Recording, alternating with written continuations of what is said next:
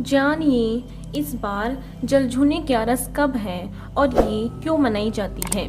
तो आइए चलते हैं इस वीडियो में और जानते हैं इसके माध्यम से। जलझूनी एकादशी का हिंदू धर्म में एक महत्वपूर्ण स्थान है, जिसे लोग बड़ी ही धूमधाम से मनाते हैं। इस दिन विष्णु भगवान के वामन अवतार की पूजा की जाती है और भगवान विष्णु को मंदिरों से पालकों में बिठाकर शोभा यात्रा निकाली जाती है और उनका स्नान भी कराया जाता है। जलझूनी एकादशी को जलझूनी ग्यारस, परिवर्तनी एकादशी व डोल ग्यारस के नाम से जाना जाता है। इस दिन सभी भगवान विष्णु का व्रत रखते हैं और फल फूल इत्यादि से उनकी पूजा अर्चना करते हैं। माना जाता है कि इस दिन भगवान विष्णु का व्रत रखने से, पूजा अर्चना करने और फल फूल चढ़ाने से मनुष्य के सभी पाप धुल जाते हैं और सुख समृद्धि प्राप्त होती है। तो आइए जानते हैं जलझूनी एकादशी कब है इसके बारे में। भादो मास में शुक्ल पक्ष में पड़ने वाली जलझूनी एकादशी इस साल 17 सितंबर 2021 को मनाई जाएगी।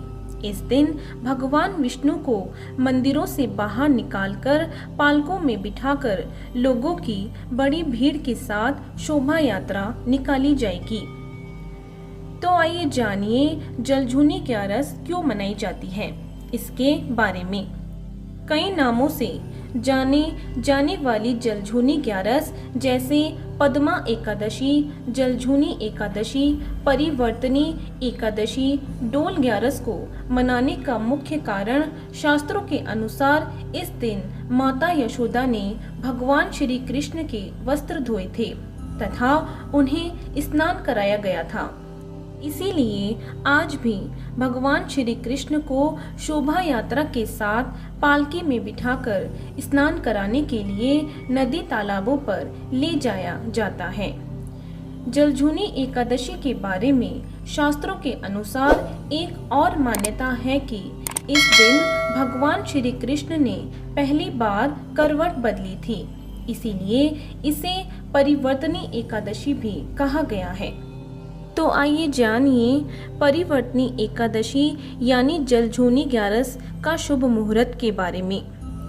पुण्य काल सुबह 6:07 से दोपहर 12:15 तक रहेगा। पूजा की कुल विधि 6 घंटे 8 मिनट तक रहेगी। इसके बाद 17 सितंबर को सुबह 6:07 से सुबह 8:10 तक महापुण्य काल रहेगा। इसकी अवधि 2 घंटे 3 मिनट की रहेगी।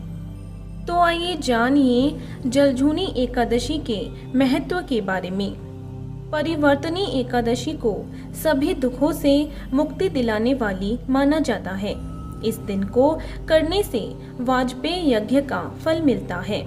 इस दिन भगवान श्री कृष्ण के बाल रूप का जलवा पूजन किया जाता है, इसीलिए इस एकादशी को डोल ग्यारस भी कहा जाता है।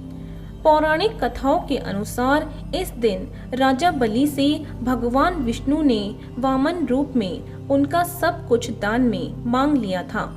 उसकी भक्ति से प्रसन्न होकर अपनी प्रतिमा भगवान विष्णु ने सौंप दी थी। इस वजह से इसे वामन ग्यारस भी कहा जाता है। तो आइए जानिए जलझूनी एकादशी की पूजा सामग्री के बारे में।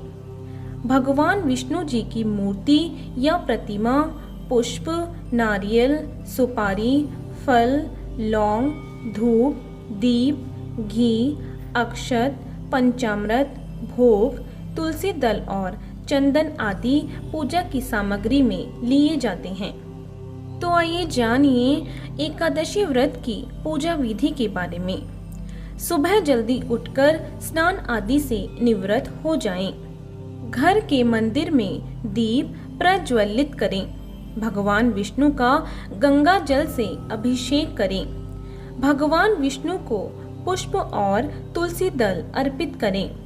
अगर संभव हो तो इस दिन व्रत भी रखें। भगवान की आरती करें।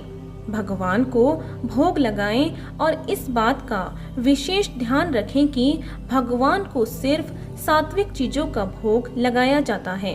भगवान विष्णु के भोग में तुलसी को जरूर शामिल करें। ऐसा माना जाता है कि बिना तुलसी के भगवान विष्णु भोग ग्रहण नहीं करते हैं। इस पावन दिन भगवान विष्णु के साथ ही माता लक्ष्मी की पूजा भी करें।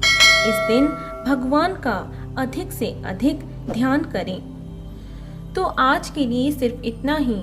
बने रहिए हमारे साथ और मिलते हैं अगले वीडियो में।